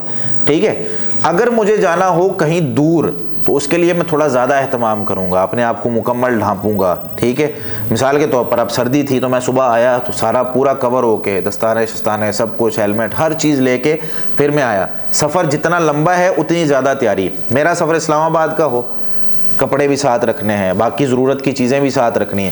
اب سفر جس کا لمبا ہوتا ہے نا، اور سفر جو مشقت والا، اور سفر جو ہے وہ انسان کا جیسا ہوتا ہے اس کے لیے اتنی محنت کرنی پڑتی ہے. اب سفر ہے اللہ تک جانے کا، سفر ہے اپنے آپ کو شیطان سے بچانے کا. تو میں سفر میں کیا کر رہا ہوں، اپنے آپ کو میں نے چھوڑا ہوا ہے، میں کہہ رہا ہوں ٹھیک ہے یار دنیا کی زندگی گزر جائے گی. تو سب سے پہلی جو بات ہے نا جس پر ہم نے توجہ دینی ہے، حافظ قرآن نے بھی توجہ دینی ہے اور والدین نے بھی توجہ دینی ہے. سوال ہے کہ میں حفظ کیوں کر رہا ہوں، میں حفظ کیوں کروا رہا ہوں، میں حفظ کیوں کر رہی ہوں، میں حفظ کیوں کروا رہی ہوں، یہ سوال ہے. اس کے جواب میں 2-3 چیزیں میں ذکر کروں گا. اگر ہمارا وقت بچا تو ساری چیزیں، اور اگر وقت نہیں بچا تو میں صرف اتنی چیزیں جتنی ذکر کر پائے. سب سے پہلی چیز کہ نیت اور اخلاص، یہ 2 چیزیں کسی بھی عبادت میں ضروری ہیں. اگر نہیں ہے عبادت ختم، ضائع ہو جاتی. اس کی 1-2 مثالیں میں آپ کو دیتا ہوں. اللہ تعالیٰ نے ہمیں اپنی عبادت کے لیے پیدا کیا، انسان کو کس لیے پیدا کیا؟ اپنی عبادت کے لیے. اب قرآن کریم پڑھنا یہ اللہ تعالیٰ کی عبادت کا طریقہ، یہ وہ نصاب ہے نا جو اللہ تعالیٰ نے ہمیں دیا ہے. بھائی اسکول کالج یونیورسٹی جا رہے ہیں، یہ آپ کی بکس ہیں، اس کو پڑھیں گے، سال بعد پیپر ہوگا، اس پیپر سے آپ کا جو ہے نا وہ آپ کو اگلی کلاس میں پروموٹ کر دیا جائے گا. ٹھیک ہو گیا. اب یہ کتاب ہمیں دی گئی، بھائی آپ کی زندگی ہے 60-70 سال، جتنا بھی آپ نے جینا ہے یہ آپ کا نصاب ہے، آپ نے اس کو پڑھنا ہے، اس پہ عمل کرنا ہے، اس کے مطابق آپ کا ٹیسٹ ہوگا. اگر آپ نے اس کے مطابق نمازیں پڑھی ہوں، آپ نے اس کے مطابق حرام مال نہ کھایا ہو، آپ نے اس کے مطابق جو ہے اخلاق اچھا اپنایا ہو، آپ نے اس کتاب کے مطابق اپنی زندگی گزاری ہو، تو کیا ملے گا آپ کو؟ آپ پاس ہیں. اب آپ اگلی کلاس میں جا سکتے ہیں، وہ کلاس جو ہے وہ جنت الفردوس ہے. اور اگر یہ کتاب نصاب پڑھا ہی نہیں پوری زندگی، بھائی پوری زندگی ناظرہ نہیں پڑھ پائے، پوری زندگی ترجمہ نہیں پڑھ پائے، پوری زندگی اس میں جو لکھی ہوئی معلومات ہیں وہ ہمیں پتہ ہی نہیں ہے. میرے نصاب میں اگر میں اسکول سے لے کے یونیورسٹی تک جاتا ہوں، ہر سال میں 8 سے 10 کتابیں ہیں. ہر سال میں مجھے اسکول بھی جانا ہے، ساتھ ٹیوشن بھی جانا ہے، مجھے کالج بھی جانا ہے، مجھے اکیڈمی بھی جانا ہے، مجھے جو ہے نا اس کے بعد پھر گھر آ کے بھی رٹے مارنے. میں میڈیکل میں چلا گیا، بھائی میں چلا گیا انجینئر بننے. ٹھیک ہے، اب کیا کرنا ہے جی؟ رٹے مارو. ٹائم نہیں ہے جی، ٹائم نہیں ہے. بچہ کیا کر رہا ہے؟ میڈیکل میں چلا گیا. ٹھیک ہے، ٹائم نہیں ہے، اتنے نمبر لینے ہیں، ریس لگی ہوئی ہے۔ قرآن بھائی صاحب اس کا سوال نہیں ہونا، قرآن کا ہونا سوال کہ نہیں ہونا، قرآن کا سوال ہونا ہے بھائی۔ قرآن کا جب ٹیسٹ ہوگا تو کیا لکھ کے آؤ گے پیپر میں؟ یہاں تمہاری پرسنٹیج اگر کم آ جائے لالے پڑ جاتے ہیں، کئی لوگ خودکشیاں کر لیتے ہیں، بے وقوف قسم کے لوگ جا کے کہ یار دنیا میں نمبر کم آ گئے، اور وہاں جہاں اصلی زندگی جو ختم ہو کے یہاں اصلی زندگی شروع ہونی ہے، وہاں اگر نمبر کم آ گئے تو کیا کرنا ہے پھر؟ جہاں زندگی مل گئی تو اس کے بعد ختم نہیں ہونی، یہاں تو کسی طریقے سے چلو ہم کہتے ہیں کہ یار چلو کوئی غلط کام کر لیں، زہر کھا لیں، فلاں کر لیں، یہ ان لوگوں کو سمجھانا چاہیے بھائی یہ بھی ختم ہو کے ایک نئی زندگی شروع ہوتی ہے جو کبھی نہ ختم ہونے والی ہے۔ وہاں اللہ تعالیٰ نے پوچھ لینا بھائی میری زندگی میں نے تجھے جان دی تھی، اپنی جان بغیر مجھ سے پوچھے، بغیر میرے حکم کے کیوں نکال کے آ گیا؟ میں نے کہا تھا نکال، مشکل آئی تھی، پریشانی آئی تھی تو صبر کر لیتا، کیا تجھ پر اتنا صبر، اتنی بڑی مصیبت آ گئی جو یوسف علیہ السلام پہ آئی تھی؟ سارا بچپن ساری جوانی جیل میں گزر گئی، اتنی بڑی مصیبت آ گئی تھی تجھ پہ؟ کیا اتنی بڑی مصیبت آ گئی تھی کہ ابراہیم علیہ السلام کو علاقے سے نکال دیا؟ کیا اتنی بڑی مصیبت آ گئی تھی کہ مچھلی نے نگل لیا ہو اور یونس علیہ السلام کی طرح ان کے پیٹ میں کئی راتیں اور کئی جو ہے نا وہ دن وہاں پہ گزار دیے؟ کیا اتنی بڑی مصیبت آ گئی تھی کہ صحابی کو 2 اونٹوں کے ساتھ باندھا گیا اور دونوں اونٹوں کو مخالف سمت پر چلا دیا گیا اور درمیان سے ان کو چیر دیا گیا؟ کیا اتنی بڑی مصیبت آ گئی تھی کہ زمین پر تپتی ریت پہ جو ہے نا وہ گھسیٹا جا رہا تھا؟ کون سی مصیبت؟ نمبر کم آئے، وہ نمبر کم آئے خودکشی کر کے بیٹھ گیا تو کیسا انسان؟ قرآن نہیں نہ پڑھا، موٹیویٹ کہاں سے وہ بندہ ہے؟ یہ صبر کے جو قصے ہیں یہ کیوں ہیں؟ یہ ہمیں سکھانے کے لیے، یہ ہمیں موٹیویٹ کرنے کے لیے۔ بھائی صاحب قرآن پڑھیں، سیکھیں قرآن کو، پتہ چلے۔ تو نیت اور اخلاص سب سے پہلے، اللہ تعالیٰ نے ہمیں عبادت کے لیے پیدا کیا ہے، اب عبادت کرنے کے لیے اے اللہ یہ عبادت میں تیرے لیے کر رہا ہوں، یہ عبادت میں تیرے لیے کر رہا ہوں، یہ عبادت خالص تیرے لیے، یہ قرآن بچے کو حفظ کروا رہا ہوں، بچی کو حفظ کروا رہا ہوں تیرے لیے۔ یہ سوسائٹی والے کہیں گے جی ان کے گھر بھی حافظ ہے، نہیں جی وہ فلاں کے گھر 2 حافظات ہیں، میرے گھر بھی ہونی چاہیے، نہیں، اس لیے نہیں، اس لیے اگر ہے تو نبی صلی اللہ علیہ وسلم نے کیا ارشاد فرمایا تھا؟ قیامت کے دن نا 3 لوگوں کو لایا جائے گا، صحیح مسلم میں 1905 نمبر روایت ہے، ان میں سے ایک ہوگا قاری، قرآن کی تلاوت کرنے والا، اس کو کہا جائے گا ہاں بھائی کیوں حفظ کر کے آیا؟ تو وہ کہنے لگا کہ علمتہ وقرأت فیک القرآن، میں نے اس کو سیکھا ہے اور علم جو سیکھا ہے، قرآن جو سیکھا ہے اللہ تیرے لیے سیکھا ہے۔ وہاں جھوٹ بول رہا ہوگا نا، تو اللہ تعالیٰ کیا فرمائیں گے؟ کذبت، بھائی صاحب جھوٹ بول رہے ہو، جھوٹے ہو تم، تمہاری نیت اچھی نہیں تھی، تمہاری نیت تھی کہ لوگوں کے لیے میں نے کرنا ہے، وَلَكِنَّكَ تَعَلَّمْتَ الْعِلْمَ لِيُقَالَ عَالِمٌ، تو نے علم اس لیے سیکھا کہ تجھے دنیا میں عالم کہا جائے، وَقَرَأْتَ الْقُرْآنَ، قرآن اس لیے پڑھا کہ تجھے قاری یا قاریہ کہا جائے، ٹھیک ہے، نام کے ساتھ حافظہ لگ جائے، نام کے ساتھ حافظ لگ جائے، اور میں ہر جگہ یہ بتاتا رہوں کہ میں حافظ ہوں، میں قاریہ ہوں، میں قاری ہوں، ٹھیک ہے۔ آپ صلی اللہ علیہ وسلم نے کیا ارشاد فرمایا؟ اللہ تعالیٰ فرمائیں گے فقد قیل، دنیا میں لوگوں کے لیے عمل کیا تھا نا، دنیا میں تجھے اس کا اجر مل گیا، لوگوں کے لیے تو نے کیا تھا، لوگوں نے تجھے کہہ دیا، اور کہا جائے گا فَصُحِبَ عَلَى وَجْهِهِ، اس کے چہرے کے بھل اس کو گھسیٹا جائے گا، حَتَّى أُلْقِيَ فِي النَّارِ، پھر آگ میں ڈال دیا جائے گا کہ تیری نیت اچھی نہیں تھی، عمل کتنا بڑا کر کے گیا ہے۔ فضیلتیں پہلے سنی نا آپ نے، تو فضیلتیں بہت ہیں، لیکن اگر نیت صحیح نہیں تھی، محنت مشقت بڑی کی، تھکان بڑی، راتوں کو بھی جاگے، دن کو بھی جاگے، کئی فنکشن بھی چھوڑے، بخار بھی تھا تب بھی مدرسے آئے، بخار بھی تھا تب بھی بچے کو اٹھا کے میں نے کھانا تیار کر کے دیا، اس کا ٹفن تیار کر کے دیا، اس کے کپڑے دھو کے دیے، اس کے سارے معمولات کر کے دیے، لیکن کیوں؟ میرے بچے کو حافظ کا ٹائٹل مل جائے گا۔ اگر ٹائٹل کے لیے ہے تو ضائع ہے، اگر اللہ کے لیے ہے تو باقی ہے۔ اور اللہ تعالیٰ کا نا اصول یہ نہیں ہے جیسے دنیا کا اصول ہوتا ہے، دنیا والوں کا اصول کیا ہوتا ہے؟ کہیں پارٹنرشپ چل رہی ہو نا کسی کے ساتھ، تو بندہ کہتا ہے یار میں نے تیرے ساتھ کام نہیں کرنا، میرا حصہ واپس کر دے۔ کیا کہتا ہے بندہ؟ یار میں نہیں آپ کے ساتھ چل سکتا، میں نے کمیٹی ڈالی تھی وہ واپس کر دو، میں نہیں آگے آپ کے ساتھ چلنا چاہتا۔ یہی ہوتا ہے نا، بندہ کہتا ہے میرا حصہ۔ اللہ تعالیٰ کیا فرماتے ہیں؟ انا اغنى الشرکاء عن الشرک، جس نے شرک کیا نا تو میں شرکاء میں سے سب سے زیادہ غنی ہوں۔ من عامل عملا اشرک فیہ معی غیری، جو کوئی عمل کر رہا ہوتا ہے اس میں اس کی نیت کچھ اور بھی ہوتی ہے کہ یار اس کے لیے بھی کر لیتا ہوں، چلو اس کو بھی دکھا لوں گا، ٹھیک ہے. تو اللہ تعالیٰ فرماتے ہیں ترکتہ و شرکہ، میں اس کو بھی چھوڑ دیتا ہوں اور اس کا جو حصہ بن رہا ہوتا ہے نا، جو اس نے میرے لیے کیا تھا، میں اس کو بھی چھوڑ دیتا ہوں. جا بھائی یہ بھی اسی سے لے لے، میرے لیے جو تو نے کیا ہے نا 5%، 10%، 20%، وہ بھی نہیں مجھے چاہیے، جا اپنا اسی سے حصہ لے لے جا کے. ٹھیک ہے. تو اپنے آپ کو کیا کرنا ہے، نیت اپنی خالص کرنی ہے، اور یہ نیت اگر خالص نہیں ہوگی تو عمل برباد ہو جائے گا. اچھا، اب اس کے بعد اگلی جو بات ہے جو ضروری ہے سمجھنا، وہ یہ ہے کہ جب اتنی فضیلت والا عمل ہے تو اب ہماری ذمہ داریاں بڑھ جاتی ہیں. آپ کو پتہ ہے شیطان جو ہے نا، شیطان اس نے اللہ تعالیٰ سے وعدے کیے ہیں، وعدے. اور یہ جو وعدے ہیں نا، یہ کچے وعدے نہیں ہیں، وہ لگا ہوا ہے 24 گھنٹے اپنی ڈیوٹیوں پر. اس کے وعدے کیا تھے؟ سورہ فاطر کی آیت نمبر 6 میں اللہ تعالیٰ فرماتے ہیں ان الشیطان لکم عدو فاتخذوہ عدوا، بے شک شیطان تمہارا واضح دشمن ہے، تم بھی مان لو اس کو دشمن، یہ تمہارا دشمن ہے. تم لوگ کیا کرتے ہو؟ اس کے پیچھے چلنے لگتے ہو. بھائی اس کو دشمن مان لو. انما یدعو حزبہ، یہ اپنے گروہ بنا رہا ہے، ان کو اکٹھا کر رہا ہے، لیکونوا من اصحاب السعیر، تاکہ سارے جہنم میں چلے جائیں. یہ ہمیں کیوں غلط راستے پر لگا رہا ہے؟ تاکہ جہنم میں چلے جائیں. قرآن سے دور کیوں کر رہا ہے؟ تاکہ جہنم میں چلے جائیں. قرآن ہی ہے نا سب سے بڑی اللہ تعالیٰ کی اطاعت والی کتاب، جو اللہ تعالیٰ کی طرف اللہ تعالیٰ کی پہچان کروائے گی. آیت الکرسی کہاں ہے؟ قرآن کریم میں. اللہ تعالیٰ کا تعارف کہاں ہے؟ قرآن کریم میں. کون چلاتا ہے آسمان اور زمین کو؟ پیدا کس نے کیا؟ اللہ تعالیٰ نے. کون کرتا ہے دنیا کے نظام کو؟ کون چلا رہا ہے؟ اللہ تعالیٰ. یہ سارا کہاں لکھا ہوا ہے؟ قرآن کریم میں.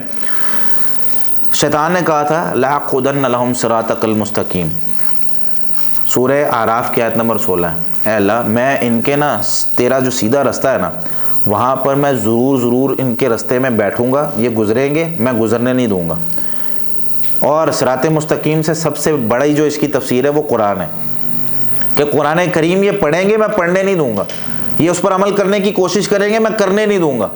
یہی ہے نا، قرآن کریم پڑھیں گے میں پڑھنے نہیں دوں گا. یہی وجہ اللہ تعالیٰ نے قرآن کریم میں ہمیں حکم دیا. سورہ نحل کی آیت نمبر 98 میں کیا فرمایا؟ فَإِذَا قَرَأْتَ الْقُرْآنَ فَاسْتَعِذْ بِاللَّهِ مِنَ الشَّيْطَانِ الرَّجِيمِ، جب بھی آپ نے قرآن پڑھنا ہے نا، جب بھی پڑھنا ہے تو شیطان سے پناہ مانگنی ہے، اعوذ باللہ من الشیطان الرجیم کر کے پڑھنا ہے.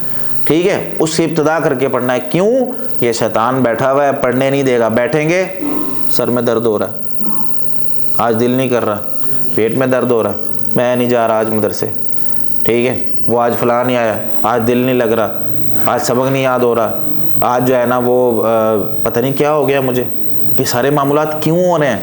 وہ لگا ہوا ہے اپنے کاموں میں، وہ وسوسے ڈال رہا ہے. ٹھیک ہے، رات کو بھی آتا ہے نا وسوسے ڈالنے. وہ حدیث میں کیا آتا ہے؟ بندہ سویا ہوتا ہے نا، 3 گریں لگا دیتا ہے، اور گریں لگا کے کیا کہتا ہے؟ بھائی سو جا، لمبی رات ہے، مکانہا، اپنی جگہ پہ لیٹا رہے. ٹھیک ہے، لمبی رات ہے، لیل طویل، ابھی رات چل رہی ہے، بندہ سویا ہوا ہے. اگر نبی صلی اللہ علیہ وسلم نے ارشاد فرمایا اٹھتا نہیں ہے نا، تو کیا ہوتا ہے؟ وہ شیطان اس پر قبضہ کر لیتا ہے، اس کے کانوں میں پیشاب کر دیتا ہے، اس کو اپنا گھر بنا لیتا ہے کہ بندہ یہ میرا ہی ہے، اب ٹھیک ہے اس پہ بسیرا کرو، جیسے اس کو چلانا چلاؤ. بندہ سست کام کر رہا ہے، کام ہو نہیں رہا، سب کچھ اس پر قبضہ ہو گیا نا شیطان کا. اور نبی صلی اللہ علیہ وسلم نے فرمایا سارا دن سستی، خبیث النفس اس کا جو ہے نا وہ چل رہا ہوتا ہے. لیکن اگر اٹھ گیا، سب سے پہلے دعا پڑھ لی اٹھنے کی، پھر ایک گرہ کھل جاتی ہے. وضو کر لیا، وضو کر کے دوسری گرہ کھل جاتی ہے. نماز پڑھ لی، تیسری گرہ کھل جاتی ہے. اور نبی صلی اللہ علیہ وسلم نے ارشاد فرمایا طیب النفس، پاکیزہ بندہ ہوتا ہے یہ. شیطان اس پر حملہ کر ہی نہیں سکتا، شیطان اس کے اوپر آ ہی نہیں سکتا. کیوں؟ اللہ کا بندہ بن گیا نا. اللہ کا بندہ بن کے شیطان کو اپنے سے دور کر لیا، اور اللہ کے اذکار کی وجہ سے پروٹیکشن مل گئی. یہ ہمارا ایسا دشمن ہے جس سے ہم لڑ نہیں سکتے. چلو میں کراٹے سیکھتا ہوں جا کے، میں جو ہے نا وہ آج کوئی ٹریننگ کر کے آتا ہوں، میں جو ہے نا وہ گن چلانا سیکھ لیتا ہوں، میں تلوار چلانا سیکھ لیتا ہوں. کیوں جی؟ میں شیطان سے لڑنے جا رہا ہوں. نہیں لڑ سکتے اس سے. شیطان سے لڑنا ہے تو قرآن یاد کرنا پڑے گا، شیطان سے لڑنا ہے تو حدیثیں یاد کرنی پڑیں گی، دعائیں یاد کرنی پڑیں گی، اذکار یاد کرنے پڑیں گے، تب جا کے اس کو ہرایا جا سکتا ہے. تو ذمہ داری بڑھ جاتی ہے. جب میں اپنے بچے کو مدرسے داخل کروا دیتی ہوں تو میری ذمہ داری بڑھ جاتی ہے کہ اب اس پر بھی شیطان کے حملے ہونے ہیں، مجھ پر بھی شیطان کے حملے ہونے ہیں. سوسائٹی والوں نے بھی کہنا ہے باجی کتنے داخل کراتا ہے، کہاں داخل کرا دیں، کیا بنے گی یہ، حفظ کر کے وقت ضائع ہو رہا ہے اس کا. وہ 2 سال ہو گئے ہیں ابھی تک تمہارے 10 پارے ہوئے ہیں، وقت ضائع کر. وقت ضائع کیوں ہو رہا ہے؟ بھائی اللہ تعالیٰ نے ہمیں عبادت کے لیے پیدا کیا، وہ عبادت میں لگا ہوا ہے. ہاں ٹھیک ہے یہ چیزیں بہت ضروری بھی ہیں ساتھ کہ بھائی اتنے میں اس کا ہونا چاہیے، لیکن اگر کسی وجہ سے نہیں ہو پایا تو میں خود بھی پریشان اور بچے کو بھی پریشان کر رہا ہوں یا کر رہی ہوں کہ میرا بچہ جو ہے وہ 1 مہینہ ہو گیا، اس کا سپارہ کیوں نہیں ختم ہوا. وجوہات تلاش کریں، کہاں کہیں مجھ سے سستی ہو رہی ہے، کہاں کہیں میری دعاؤں میں کمی آ گئی ہے، کہاں کہیں میرے اذکار میں کمی آ گئی ہے، کہاں میرا بچہ جو ہے وہ آج اذکار پڑھ کے نہیں گیا، کہاں میرا بچہ جو ہے وہ آج دعائیں پڑھ کے نہیں گیا، کہاں جو ہے وہ ہمارے گھر کے ماحول میں کوئی حرام کا لقمہ تو نہیں آ گیا. کیا معاملات ہو رہے ہیں، کیا چکر ہے جس کی وجہ سے جو ہے نا وہ یہ سستی آ رہی ہے اور یہ کام مکمل نہیں ہو پا رہا. یہ کام تو مکمل ہونا چاہیے تھا اس وقت میں، لیکن کیوں نہیں ہو رہا، اس کی وجہ تلاش کریں. تو شیطان ہمارا دشمن ہے. شیطان نا ہمارے جو زندگی ہے اس میں سب سے بڑا جو اس کا کام ہے نا، خواہشات کو ابھارنا ہے. ہر بندے کی خواہش ہوتی ہے، کچھ نہ کچھ اس کو چاہیے ہوتا ہے. اب دنیا میں خواہش کیا ہونی چاہیے بندے کی؟ نبی صلی اللہ علیہ وسلم نے ارشاد فرمایا دنیا مومن کا قید خانہ ہے. قید خانے میں کیا ہوتا ہے؟ جیل میں کیا ملتا ہے؟ تھوڑی سی جگہ ہوتی ہے لیٹنے کے لیے، نہ کوئی پنکھا ہے نہ کوئی اے سی ہے، نہ اس میں جو ہے وہ کھانا بھی کبھی مل گیا کبھی نہیں ملا، کیا مل رہا ہے کیا نہیں کھانا پڑتا ہے. یہ ہوتا ہے قید خانہ. تو دنیا مومن کا قید خانہ ہے اور کافر کی جنت ہے. تو دنیا میں اگر میں یہ چاہوں کہ میری ساری خواہشات پوری ہو جائیں تو کیا فرق ہوا پھر دنیا میں اور جنت میں؟ پھر تو کوئی فرق ہی نہیں ہے. پھر جنت تو پھر دنیا ہی جنت بن گئی نا. تو دنیا میں مشکلات آئیں گی، دنیا میں پریشانیاں آئیں گی، دنیا میں کبھی جو ہے وہ آزمایا جائے گا، دنیا میں کبھی کبھی پوری زندگی آزمایا جائے گا. یار اتنا لمبا صبر یوسف علیہ السلام کا، اتنا لمبا صبر، کب سے اپنا علاقہ چھوڑا اور کتنے سال بعد جا کر ماں باپ دوبارہ ملے. اتنا لمبا صبر. یعقوب علیہ السلام کا صبر اس سے بھی بڑا ہے. بچپن میں یوسف گم ہوئے، جوانی میں جا کے اور کب جا کر ملے. اتنا لمبا صبر. اور ہمارا صبر کہاں ہے؟ چھوٹی سی معاملہ ہوتا ہے، ایک ہلکا سا اس طرح کا، مطلب ابھی گرا ہے ٹھیک ہے، ہائے میں گیا میں گئی میں مر گیا. یہ کون سی زندگی بھائی جو صبر کے بغیر چل رہی ہے؟ پریشانیاں اگر اس دنیا میں نہیں آئیں گی تو کہاں آئیں گی؟ یہی تو جائے امتحان ہے. اسی جگہ پر تو اللہ تعالیٰ نے ہمارا ٹیسٹ لینا ہے تاکہ آگے جا کے ہمیں جو ہے وہ کامیاب کیا جائے. تو ساری زندگی بھی صبر آتا ہے، ساری زندگی بھی تکلیفیں آتی رہے، مانگنی نہیں چاہیے. اللہ تعالیٰ سے مانگنی عافیت ہی چاہیے. نبی صلی اللہ علیہ وسلم نے ارشاد فرمایا یقین کے بعد اللہ پر ایمان کے بعد سب سے بڑی نعمت اللہ تعالیٰ کی عافیت ہے.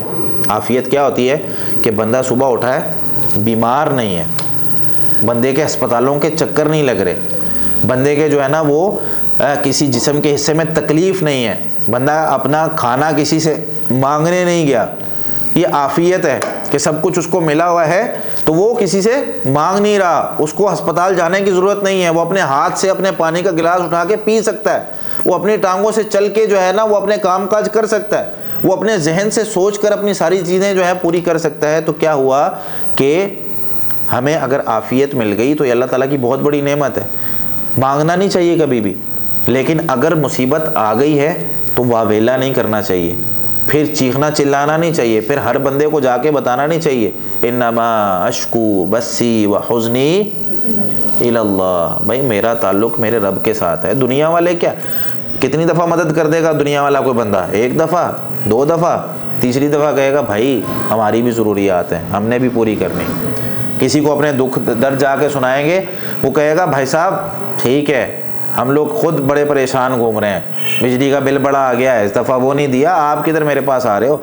تو رات کو جاگیں، اللہ تعالیٰ سے دعا کریں، اللہ تعالیٰ سے مانگیں کہ اے اللہ یہ میری زندگی ہے اور اس زندگی کو جو ہے میں تیرے لیے گزار رہا ہوں. تو بتانا کیا میں چاہ رہا ہوں کہ جب کوئی چیز مصیبت اور پریشانی انسان کو ملتی ہے تو وہ اللہ تعالیٰ کی طرف سے ہوتی ہے. سمجھ آ رہی بات کی؟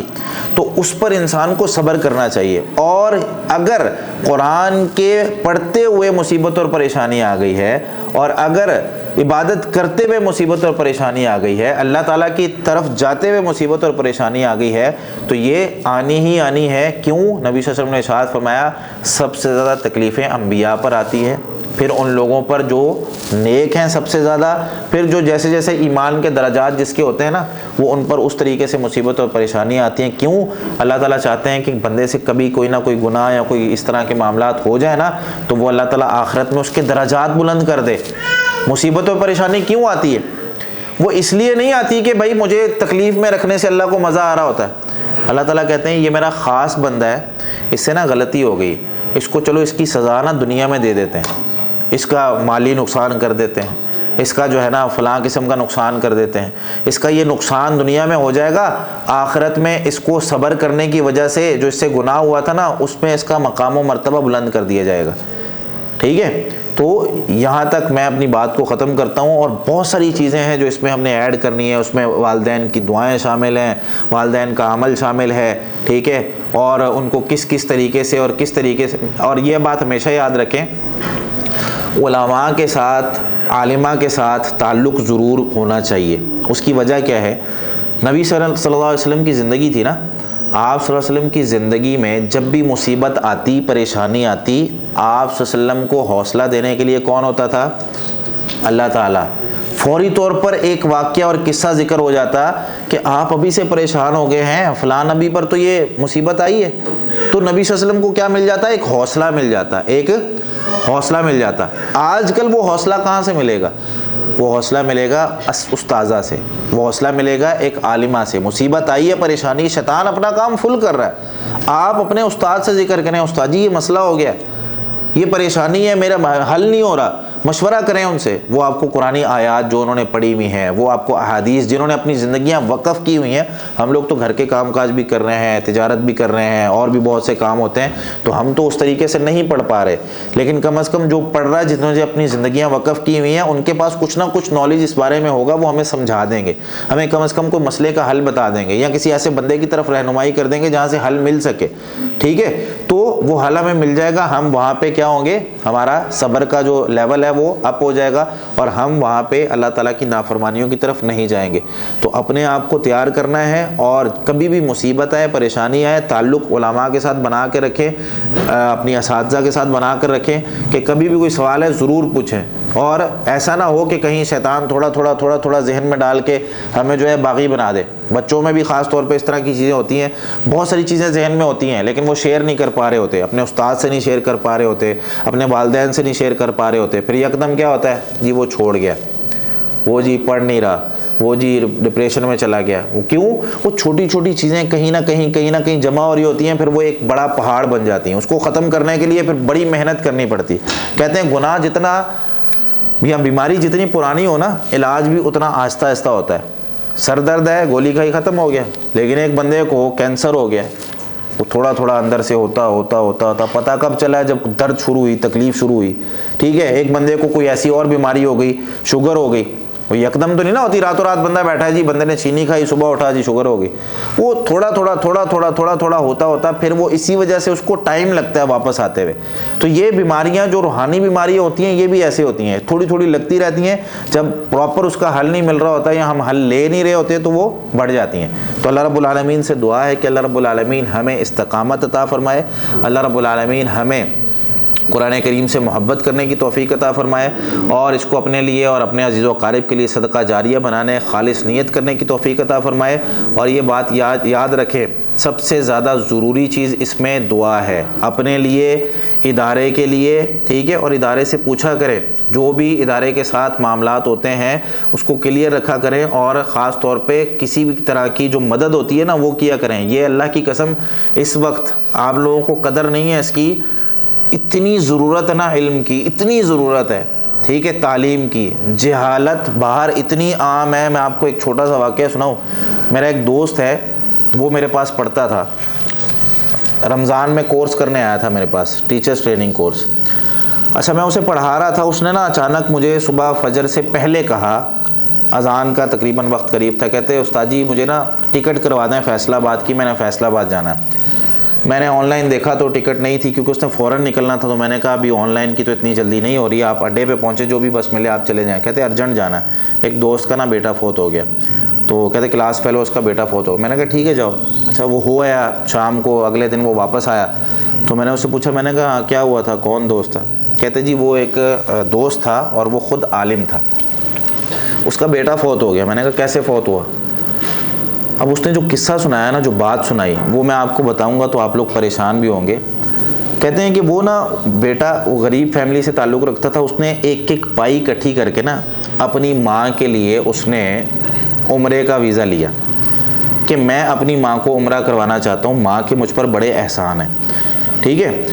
اچھا, اب اس کی بیوی کیا کہتی ہے, مجھے بھی ساتھ لے کر جائیں, مجھے بھی ساتھ لے کر جائیں. اس نے کہا کہ میرے پاس ابھی اتنے پیسے نہیں ہیں, تم انشاءاللہ اللہ تعالیٰ تمہیں لمبی زندگی دے, ہم 2-4 سالوں بعد میں پھر پیسے جمع کروں گا, پھر تمہیں لے جاؤں گا. ٹھیک ہے, ابھی میرے پاس صرف اتنے ہی پیسے ہیں, میں اپنی ماں کو عمرہ کروانا چاہتا ہوں, جانے دو مجھے. تو اس نے کہا نہیں ایسا نہیں ہو سکتا. بہرحال اس طرح کئی شوہروں کی عادت ہوتی ہے اور بندہ اس طرح کر بھی دیتا ہے. اس نے کہا ٹھیک ہے, بول رہی ہے بولتی رہے بھائی, ہم چلے جائیں گے. اب کہیں وہ حق بجانب بھی ہے کہ وہ حق پر ہے اور اس کی ضرورت بھی ہے, اور اس نے جو وجہ بیان کی وہ بھی صحیح ہے. ہوا کیا کہ اگلے دن صبح فلائٹ ہے نا, رات کو اس کی بیوی نے, اس کی جو ماں بچے کی ماں ہے, اس نے اپنے اس 1.5 سال کے بچے کو زہر دے کے مار دیا. اس نے اس کو زہر دے کے مار دیا تاکہ یہ لوگ عمرے پہ نہ جا سکے, مجھے نہیں نہ لے کے گئے. یہ اس ماں کی حالت ہے جس کے پاس علم نہیں ہے. اپنی سگی اولاد کو, یار ایک بندہ جاہل بھی ہو نا, اللہ تعالیٰ نے رحمت اور شفقت رکھی, ماں کے اندر تو انتہا درجے کی ہوتی ہے نا. یہ ختم کیوں ہو گئی؟ کیونکہ شیطان اپنا کام بڑا تیزی سے کر رہا تھا اور اس کے پاس علم نہیں تھا, اس سے لڑنے کے لیے کوئی چیز نہیں تھی. اس کو جواب کیسے دیتی وہ شیطان کو؟ اس کے ذہن میں انا اور وہ حسد آ گیا کہ میں یہاں پر اکیلی رہوں گی اور یہ اپنی ماں کو لے کے جا رہا ہے. یہ حالت ہے ہمارے ہاں علم سے دوری کی. تو علم سکھانا اور علم سکھانے والوں کے ساتھ اس وقت ہمیں کیا کرنا چاہیے؟ سب سے زیادہ ان کا ساتھ دینا چاہیے. پتہ کریں کہ یار میں جتنا مالی تعاون کر سکتا ہوں میں ان کے ساتھ مالی تعاون کروں. ان سے کہوں یار یہ جو آپ نے لائٹیں جلائی ہیں بچوں کی, مہینے بعد بل تو آتا ہوگا نا, کبھی پوچھا ہم نے باجی بل کیسے بھرتی ہیں آپ؟ یہ میرے پاس 200 روپے ہے, یہ لے لیں. میں ایک حفظ کا ادارہ ہے دارالسلام کا, اس کو میں ہیڈ کرتا ہوں, دارالسلام اسکالر انسٹیٹیوٹ. اب یہ فلڈ کا جب معاملات ہوا نا تو میں نے بچوں کو لیکچر دیا. میں نے کہا آپ کے بھائی آج وہاں پہ پانی کے اندر کھڑے ہوئے ہیں, ان کو چاہیے ضروری.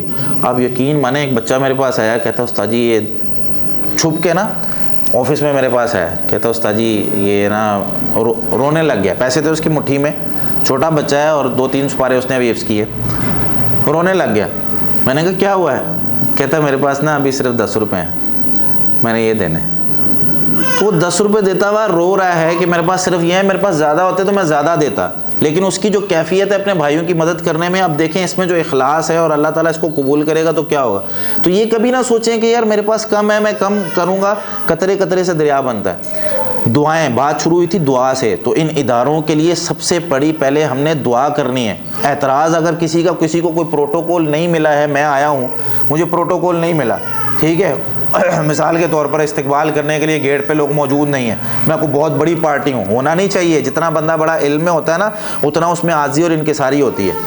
تو اگر میں آیا ہوں, ٹھیک ہے, کئی مائیں ہوتی ہیں وہ 4 ہی ہوتی ہیں جو وہ تو ٹائم ہی نہیں دیتے, وہ تو بات ہی اچھے سے نہیں کرتے, وہ تو اس طرح ہے. تو بھائی ان کو بتائیں کہ آپ کے اندر یہ کمی ہے, خامی ہے, اس کو لے کے باہر 10 لوگوں سے ذکر نہ کریں, اس کو آ کے ادارے والوں کو بتائیں جی ہمارا ادارہ ایسا ہونا چاہیے, اس میں کوئی آئے تو سب سے پہلے اس کو پانی پوچھنا چاہیے, ٹھیک ہے. اس پہ جو اخراجات ہیں کوشش کر کے ہم مینیج کر لیتے ہیں. کئی دفعہ بندے کے ذہن میں نہیں رہتا ہے, ٹھیک ہے, لیکن وہ اگلا اس کو بہت بڑی بات بنا لے. یہ کون کروا رہا ہوتا ہے؟ شیطان کروا رہا ہوتا ہے. کہ یہ 2 بندے اگر آپس میں بیٹھ گئے نا, مل گئے, یہ 2 بندوں کے اگر نظریات آپس میں ایک دوسرے کے ساتھ شیئر ہو گئے, کوئی نیا دین کا کام انہوں نے شروع کر لیا, کوئی اچھی بات کوئی شروع کر لی, تو کیا ہوگا؟ یہ تو مجھے تو 50 لوگوں پہ محنت کرنی پڑ جانی. تو اس لیے کوشش کرو ان دونوں کو ہی جدا کر دو, ان دونوں کو آپس میں ایک دوسرے کے خلاف اتنا بھڑکاؤ کہ یہ ایک دوسرے کے ساتھ بیٹھ ہی نہ سکیں. ایک دوسرے کے ساتھ بیٹھیں گی, ان کا جو ہے نا سوچ آئیڈیاز ایک دوسرے کے, اس کے ذہن میں بڑے بڑے آئیڈیاز آتے ہیں, یہ بتا دے گی جی آپ اس طریقے سے کر لیں کام, یوں کر لیں, یہ تو بڑا معاملہ خراب ہو جائے گا. تو اس لیے اس کا پہلا کام ہوتا ہے بھائی صاحب ملنے ہی نہ دیا جائے. آپس میں ایک دوسرے کے خلاف چھوٹی باتیں, بندہ ٹھیک نہیں ہے, پہلی دفعہ ملاقات ہوئی, یار بڑا ایٹیٹیوڈ ہے اس میں, یہ نا مجھے ٹھیک نہیں لگا, ٹھیک ہے, یہ نا شکل سے اتنا غصے والا بندہ, ٹھیک ہے، اس کے پاس نہیں جانا. یہ سارے پہلی دفعہ شیطان ڈال رہا ہوتا ہے. جب ملاقات ہوتی ہے آہستہ آہستہ باقی چیزیں کھلتی ہیں تو پتہ چلتا ہے بھائی صاحب ٹھیک ہے کام ہو سکتا ہے. تو یہ تب ہوتا ہے جب علم ہوتا ہے کہ بندہ اگر غلط بھی ہے، بندہ اگر غصے والا بھی ہے تو دنیا کا بندہ نا. دو بندے جہاں رہتے ہیں، یہ اصول ہے، آخری بات کہہ کے بات کو ختم کرتے ہیں. دو بندے جہاں رہتے ہیں نا، ان میں آپس میں کبھی بھی 100% اتفاق نہیں ہو سکتا. میں ہوں، میرا بھائی ہے، 100% اس کی بھی سوچ وہی ہو، میری بھی ہو، ایسا نہیں ہو سکتا. وہ کچھ اور سوچ رہا ہوگا، میرا بیٹا کچھ اور سوچ رہا ہوگا، میرا بھائی کچھ اور سوچ رہا ہوگا، میرے والد صاحب کچھ اور سوچ رہے ہوں گے. اب ہم نے اکٹھے کیسے رہنا ہے؟ ہر بندہ اپنی سوچ کو شیئر کرے، مشورہ کرے، اور خلاصہ نتیجتاً ایک اصول بنا لیا جائے کہ یار ٹھیک ہے آپ کی رائے مختلف ہے، آپ یہ چاہتے ہیں، لیکن یہاں اس گھر میں ایسا کر لیا جائے تو کیسا ہے؟ وہ کہتا ہے چلے ٹھیک ہے، میں کیا کہوں، اس طرح کر لیتے ہیں. تو وہ پھر اتفاق رہتا ہے. وگرنہ وہ کہتا ہے یار میں جو کہہ رہا ہوں وہ کر نہیں رہے، یہ کہتا ہے میں جو کہہ رہا ہوں وہ کر نہیں رہے، وہ کہتا ہے میں جو کہہ رہا ہوں کر نہیں رہے. تھوڑی دیر میں وہ سب الگ الگ ہو جاتے ہیں. وہ سمجھتے ہیں کہ یہ میری سوچ کو سمجھ نہیں رہا. والد صاحب اور والدہ جو ہے نا، آپ پرانے دور کے ہیں، آپ کو سمجھ نہیں آ رہا میں کیا کہہ رہی ہوں، میں یہ بات کر رہی ہوں، آپ کو سمجھ، یہ آپ کے بس کا بات، آپ کے بس کی بات نہیں ہے. یہ نا نئے دور کی باتیں ہیں، آپ کو سمجھ نہیں آئیں گی. ٹھیک ہے بھائی، انسان شروع سے اب تک ویسا کا ویسا ہی ہے. اللہ تعالیٰ ہم سب کو توفیق عطا فرمائے کہ ہم لوگ اسلام کو سمجھیں. اور اللہ تعالیٰ جو ہے وہ خاص طور پہ جو ہماری بہنیں ہیں، بیٹیاں ہیں، آیت فاطمہ اور ایمان جمیل، ان کو قرآن یاد رکھنے کی اور اس کو پڑھنے کی اور ساتھ اس کو ترجمے سے پڑھنے کی اور اس کو آگے اس پر عمل کرنے کی توفیق عطا فرمائے. اور اسی طریقے سے ان کے والدین کے لیے اس کو صدقہ جاریہ بنائے اور ادارے کے لیے صدقہ جاریہ بنائے. اور جتنے بھی معاملات ادارے کی طرف سے ہیں یا ان کے والدین کی طرف سے ہیں، جو انہوں نے وقت لگایا، محنت کی، معاملات کیے، خاص طور پہ ان کی جو اساتذہ، ان کی جو قاری صاحبہ ہے، قاریہ صاحبہ، یا ان کی جو اساتذہ ہیں، وہ بہت بڑے. ایک میں مثال آپ کو دیتا ہوں حدیث سے. نبی صلی اللہ علیہ وسلم نے ارشاد فرمایا کہ خیرکم من تعلم القرآن وعلمہ، تم میں سے سب سے بہتر وہ ہے جو قرآن خود سیکھتا ہے اور لوگوں کو سکھاتا ہے. تو نا ایک دفعہ کیا ہوا، عثمان رضی اللہ تعالیٰ عنہ کے ایک شاگرد تھے، وہ ایک جگہ بیٹھ کر پڑھا رہے تھے. ان سے کسی نے پوچھا آپ کتنا عرصہ ہو گیا ادھر پڑھا رہے ہیں؟ تو کہنے لگے کہ کافی عرصہ ہی ہو گیا ہے. وہ گنتی کرنے لگے تو پتہ یہ چلا کہ تقریباً کم و بیش 70 سال کا عرصہ یا 50 سال سے زیادہ ہی تھا. ٹھیک ہے، 50 سال وہ ایک ہی جگہ بیٹھ کے قرآن پڑھاتے رہے، صرف اس ایک حدیث کی وجہ سے. تو یہ استاد کی ہمت ہے. 8 گھنٹے 5 گھنٹے ایک ہی جگہ بیٹھے رہنا. تھک گئے نا آپ لوگ بیٹھ کے؟ تھکان ہوئی کہ نہیں بغیر ٹیک کے بیٹھے ہوئے؟ ٹھیک ہے، 2 گھنٹے اور بیٹھ جائیں گے نا، آپ نے کہا نا یار آج بہت بیٹھے رہے نا، کمر بڑی درد کر رہی ہے، شام کو یہ کیفیت ہو جانی. یہ محنت ہے اس استاد کی جو بیٹھا ہوا بچوں کے ساتھ شفقت اور مہربانی اور پیار کے ساتھ اس کو پڑھائے جا رہا ہے. اور ایک جیسا ہی دن، ہر دن ایک جیسا ہی دن، ہر دن ایک جیسے ہی چہرے، ہر دن ایک جیسا ہی کام. یہ بہت مشکل کام ہوتا ہے دیکھو، اور یہ اللہ کی مدد کے بغیر نہیں ہو سکتا. تو ان کی عزت اور احترام ہمارے ذمہ بنتا ہے کہ نہیں بنتا؟ تو ان کو بھی دعاؤں میں یاد رکھنا ہے، ان بچوں کو بھی دعاؤں میں یاد رکھنا ہے، اور باقی لوگوں کو بھی. کیونکہ اس لیے کہ جن کے لیے ہم دعا کرتے ہیں فرشتے کہتے ہیں یہ اس کے لیے مانگ رہا ہے، اللہ اس کو بھی عطا کر. سبحان ربک رب العزت عما یصفون وسلام علی المرسلین والحمد للہ رب العالمین. جزاکم اللہ خیر.